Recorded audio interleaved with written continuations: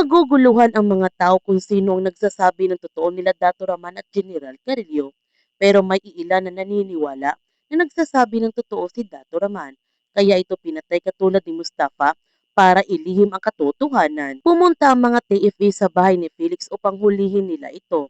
Ngunit sa kanilang pagdating doon nakatakas na si Felix na siyang ikinainis ng gusto ni Azuelo dahil naisahan sila ni Felix.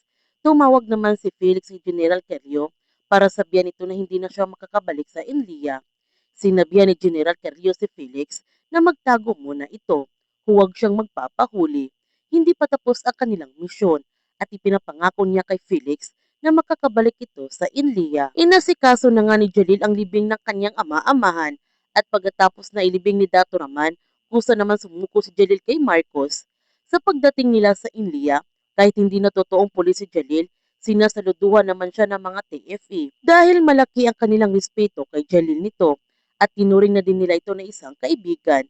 Pinagtatawanan naman nilang Madrid at Montes ang pagiging piking pulis ni Jalil. Sinalubong naman si Jalil ng mga matataas na opisyal ng NLEA at SID. Makikita mo sa kanilang pagmuka ang galit para kay Jalil. Isinilid na nga nila si Jalil sa selda at nangako nito si Marcos na gagawin niyang lahat para malinis ang pangalan ni Jalil. Sinabihan ni Osman si Jalil na huwag itong mag-alala, makakalabas din siya dito.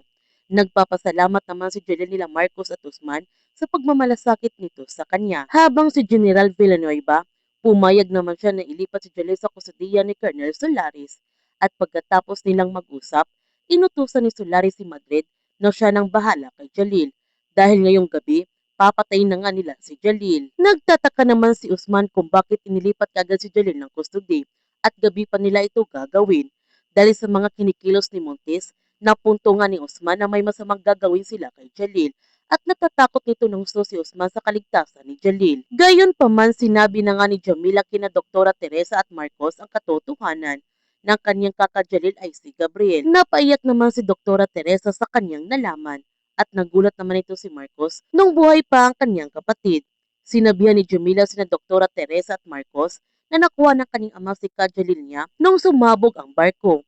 Nung nagkamalay ito, wala nang maalala ang kanyang Kajalil. Pero paunti-unti bumabalik ang alaala ng kanyang Kajalil. Alam ng kanyang kaka na sila ang kanyang pamilya. Nagtanong nito si Marcos kay Jamila, bakit hindi kagad sinabi ni Jalil sa kanila? Ang sagot ni Jamila, gustong-gusto na kanyang kaka na sabihin ito sa kanila. Kaso na frame up siya ni General Carillo, kaya ayaw ng kanyang kaka Jalil na makonekta sa kanila. Gusto silang protektahan ng kanyang kaka. Pero ngayon, ayaw niyang itago ang totoo. Lalo pa ngayon na maaring nasa panganib ang buhay ng kanyang kaka Jalil. At bigla naman tumawag si Usman kay Marcos para ipaalam na papatay nila ni General Carillo si Jalil. Kaya agad na nga nagtungo si Marcos sa headquarters para iligtas ang kanyang kapatid. Habang si Usman gumawa naman siya ng paraan para itakas si Jalil upang hindi ito mapatay ng mga tauhan ni General Carillo. Magtatagumpay kaya si Usman na itakas si Jalil? Yan ang ating abangan sa nalalapit na pagtatapos ng The Blood versus Duty.